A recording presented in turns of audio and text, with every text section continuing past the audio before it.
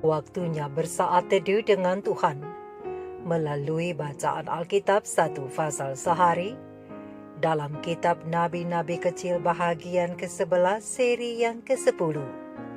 Kitab Zakaria pasal 10, nubuat-nubuat tentang kedatangan Mesias dengan perikop hanyalah Tuhan pemberi hujan dan pembebasan Israel dari kuasa-kuasa asing. Mari baca Alkitab, mari dengar Alkitab, dan mari lakukan apa yang Allah firmankan di dalam Alkitab. Maka iman dan pengharapanmu tidaklah sia-sia. Tuhan Yesus Allah Putra, Alfa dan Omega memberkati, dan Allah Roh Kudus akan menuntun untuk memahami. Salam kasih dan doa dari Rumah Produksi Endang Silitonga Tanjung Bible Audio Ministry.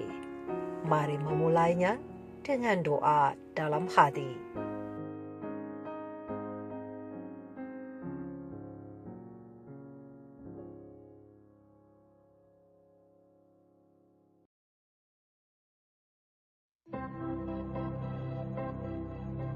Mintalah hujan daripada Tuhan pada akhir musim semi.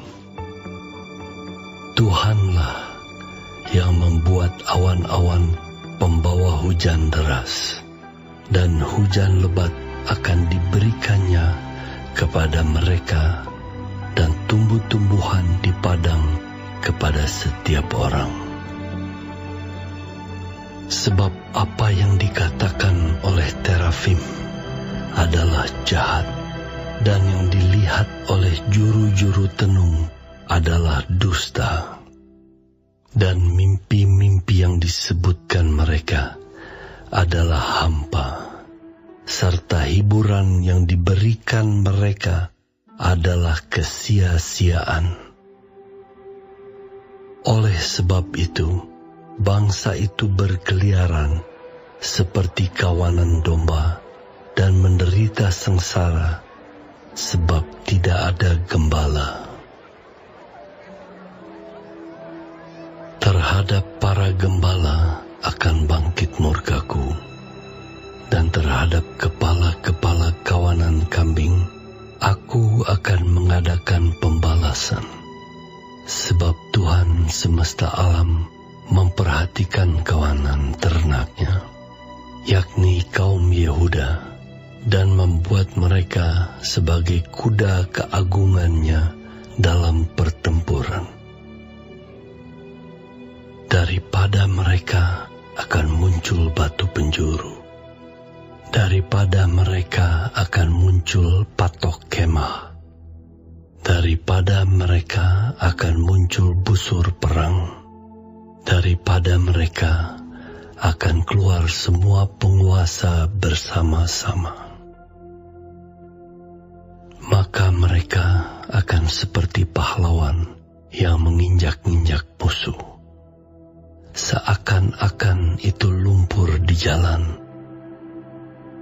Mereka akan berperang, sebab Tuhan menyertai mereka, dan mereka akan membuat malu orang-orang yang mengendarai kuda. Aku akan membuat kuat kaum Yehuda, dan aku menyelamatkan keturunan Yusuf.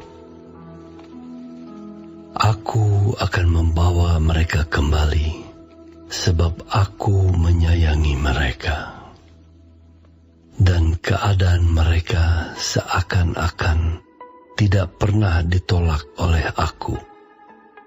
Sebab akulah Tuhan Allah mereka, dan aku akan menjawab mereka.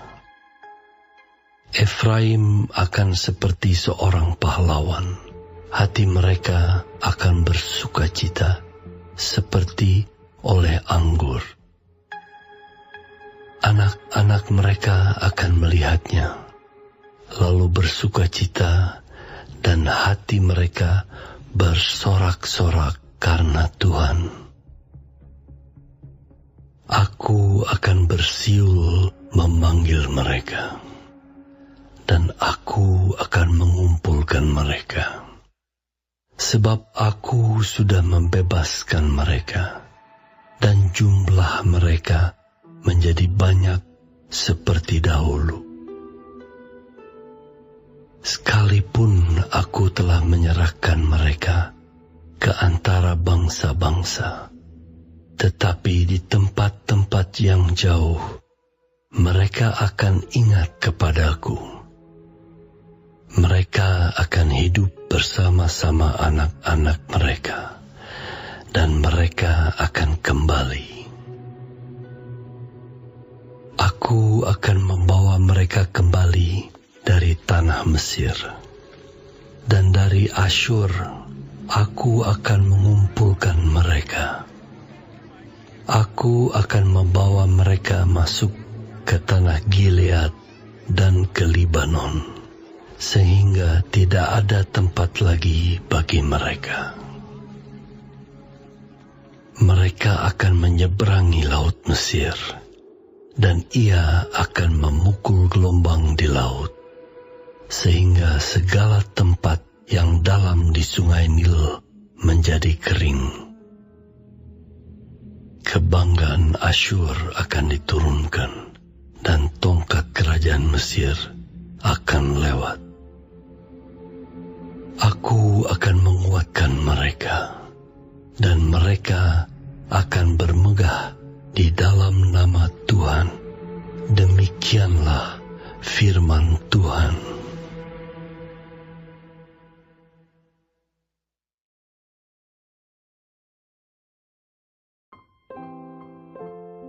Kita telah menyelesaikan bacaan Alkitab 1 pasal sehari dalam kitab Zakaria pasal yang ke-10. Sedikit perenungan melalui pasal ini tentang kecurahan roh hujan akhir sebelum kembalinya Raja Damai untuk kali yang kedua, dengan ayat panduan perenungan terang besar Alkitab Zakaria 10 ayat 1 dengan bunyi nas. Mintalah hujan daripada Tuhan pada akhir musim semi. Tuhanlah yang membuat awan-awan pembawa hujan deras, dan hujan lebat akan diberikannya kepada mereka, dan tumbuh-tumbuhan di padang kepada setiap orang. Sahabat-sahabat firman, sahabat-sahabat sorgawi yang dikasihi oleh Tuhan di mana saja Anda berada, Nabi Zakaria dalam kitab Zakaria pasal 10 menyampaikan firman nubuat bahwa dari suku Yehuda akan muncul batu penjuru. Siapakah batu penjuru? Ya, Yesus Sang Mesias akan datang dan dialah sang batu penjuru itu. Berdasarkan Zakaria 10 ayat 4 dan Mazmur 118 ayat 22, yang mengartikan bahwa Yesus adalah dasar dari segala sesuatu. Tetapi bukan hanya batu penjuru saja, Yesus juga adalah patok kemah, yang mengartikan kita dipererat kepadanya dalam kebenaran, yang atas mana orang-orang dapat menggantungkan kekhawatirannya, rasa takutnya, kegelisahan, dan juga bebannya. Namun tidak berhenti sampai di situ. Kristus Yesus Sang Mesias juga adalah sang busur perang berdasarkan Zakaria 10 ayat 4. Kesatria yang adalah ilahi, lambang kekuatan. Dia adalah sang penguasa yang berdaulat, dan pada dialah dapat bersandar sepenuhnya umat-umatnya. Dia adalah Raja dan Pemenang. Sang Mesias adalah Sang Penebus dan Juru Selamat dunia. Dia adalah Pengampun dan Raja kekal yang berkuasa untuk selama-lamanya. Dan janjinya, Ia akan datang kembali. Namun sebelum Ia datang kembali, roh hujan akhir harus dicurahkan sebagaimana pada hujan awal. Apa itu roh hujan awal? Roh hujan awal atau disingkat hujan awal melambangkan pekerjaan Roh Kudus untuk menaburkan benih Injil pada kedatangan Kristus yang pertama. Tetapi berbeda dengan roh hujan akhir atau yang disingkat hujan akhir. roh hujan akhir akan datang pada penutupan sejarah bumi sebelum kedatangan Kristus Sang Mesias yang kedua kali untuk menuai tuaian. Dan untuk hujan akhir, Roh Kudus memiliki dua fungsi utama.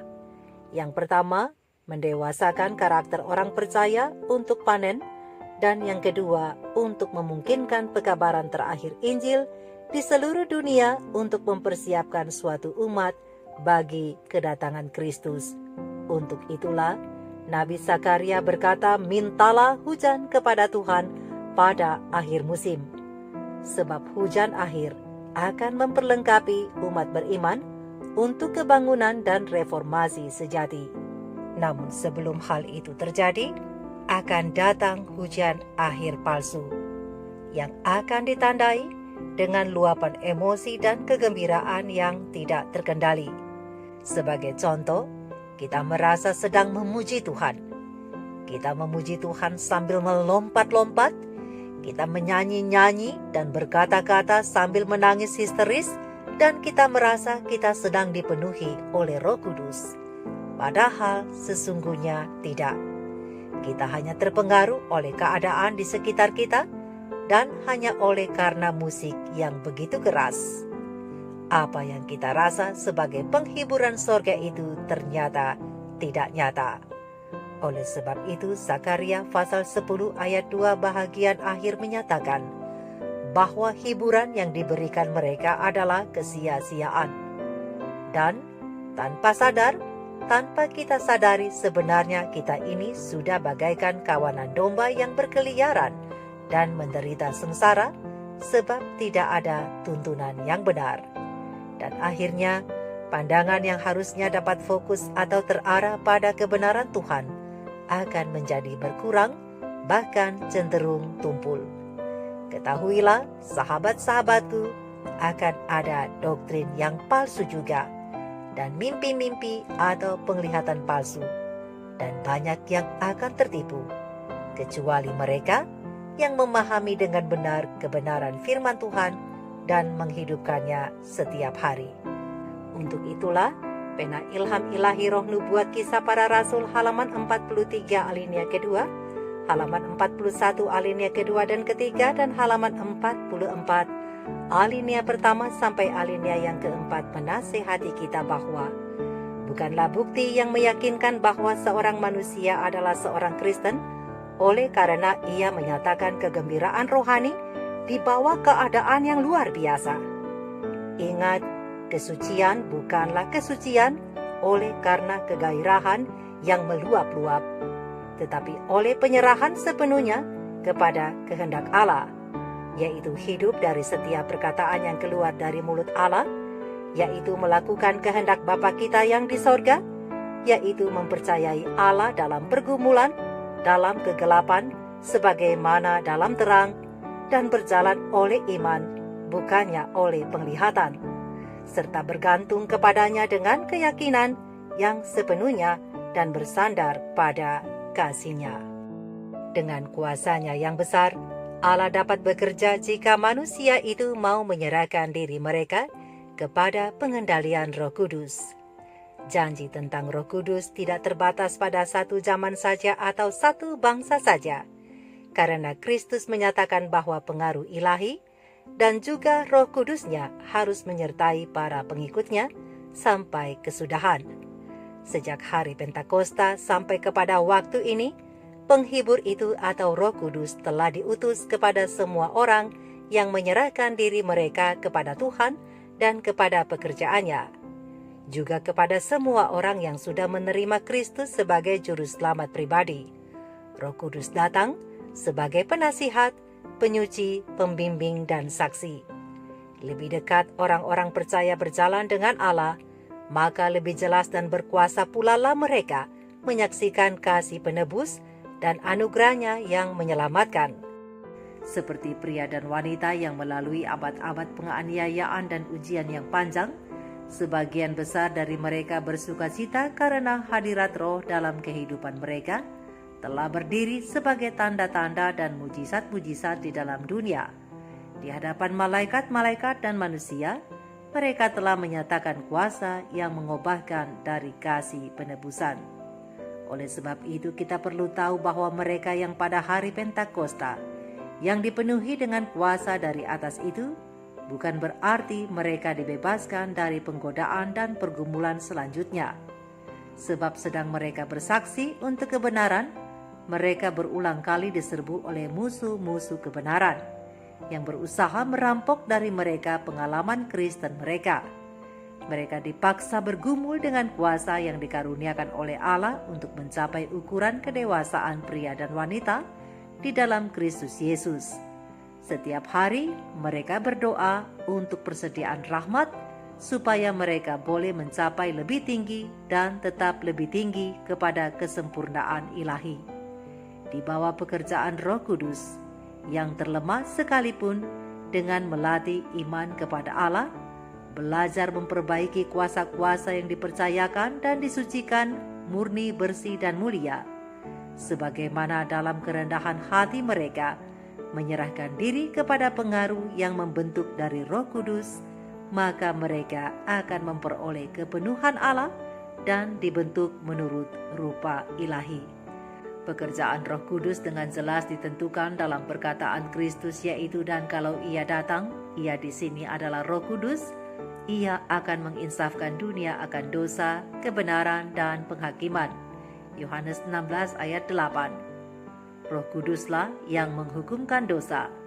Oleh karena itu, jikalau orang berdosa menyambut pengaruh yang menghidupkan dari Roh Kudus, maka ia akan dibawa kepada pertobatan dan dibangkitkan kepada pentingnya akan menurut kepada tuntutan ilahi. Kepada orang berdosa yang bertobat, lapar dan dahaga akan kebenaran, Roh Kudus menyatakan bahwa domba Allah yang mengangkut dosa isi dunia. Ia akan memuliakan aku, kata Kristus, sebab ia akan memberitakan kepadamu apa yang diterimanya daripadaku. Dialah atau Roh Kudus yang akan mengajarkan segala sesuatu kepadamu dan akan mengingatkan kamu akan semua yang telah kukatakan kepadamu. Yohanes 16 ayat 14 dan Yohanes 14 ayat 26. Roh itu diberikan sebagai alat untuk memperbaharui, untuk membuat keselamatan itu berhasil oleh kematian penebus kita. Roh Kudus selalu menarik perhatian orang-orang kepada persembahan besar yang telah diadakan di salib Kalvari untuk membuka kepada dunia kasih Allah dan untuk membuka kepada jiwa yang berdosa perkara-perkara yang indah dari kitab suci. Dan setelah ia menyatakan keyakinan akan dosa dan mempersembahkan di hadapan pikiran standar kebenaran itu, maka Roh Kudus menarik kasih dari perkara-perkara dunia ini dan memenuhi jiwa dengan keinginan akan kesucian. Roh Kudus akan memimpin kamu ke dalam seluruh kebenaran. Yohanes 16 ayat 13, kata Juru Selamat.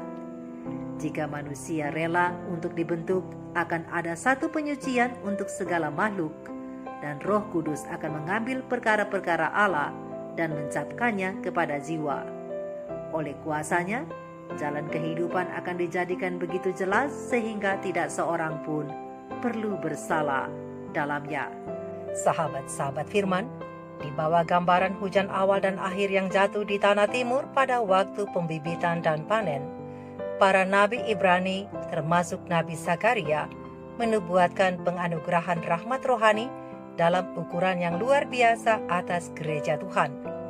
Pencurahan roh pada zaman para rasul adalah awal dari hujan awal, dan kemuliaan adalah hasilnya. Begitu juga nanti pencurahan roh hujan akhir adalah bagi orang yang mau belajar untuk menurut menghidupkan perintah Allah dalam hidupnya, sambil terus melatih dirinya serta berjalan dalam proses penyucian sampai tahap akhir dan akhirnya bersedia bagi kedatangan Kristus yang kedua kali. Untuk mengakhiri pasal 10 kitab Zakaria, marilah kita berdoa. Ya Tuhan, bukalah mata kami untuk melihat ketika semua umat-Mu yang tersisa akan kembali kepadamu melalui pemberitaan amaran terakhir. Berilah kami kerinduan yang tulus akan roh hujan akhir untuk mempersiapkan kami bagi kedatangan-Mu. oleh hidup yang telah diperbaharui. Amin. Mari kita renungkan ini bersama. Tuhan Yesus memberkati. Maranatha. Shalom.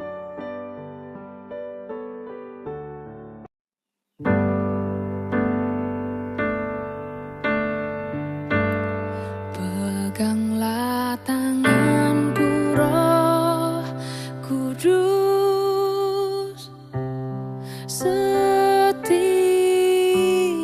hari. Ku tak dapat jalan sendiri tanpa Roh-Mu. Bawalah diriku kepada jalan kebenaran,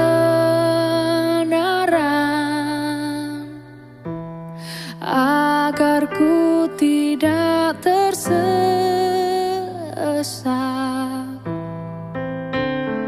mengikuti jalan-Mu.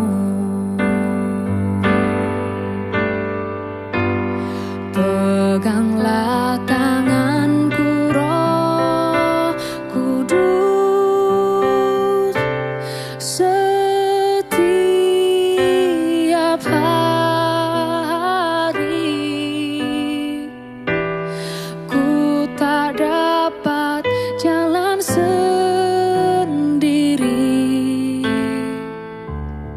tanpa Roh-Mu.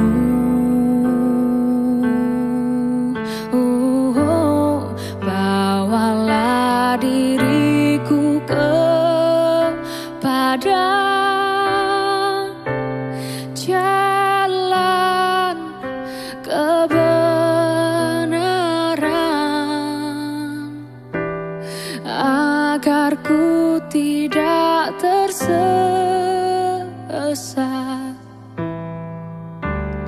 mengikuti jalan-Mu.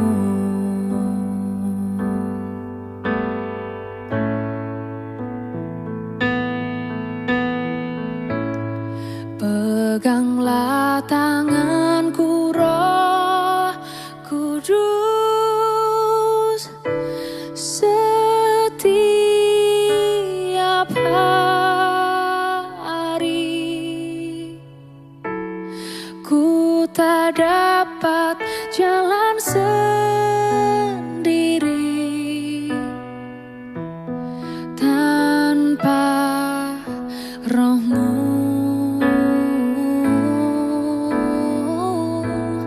Bawalah diriku kepada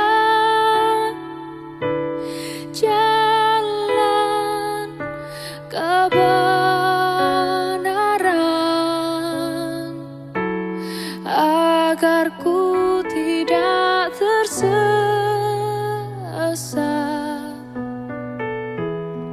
mengikuti jalan-Mu.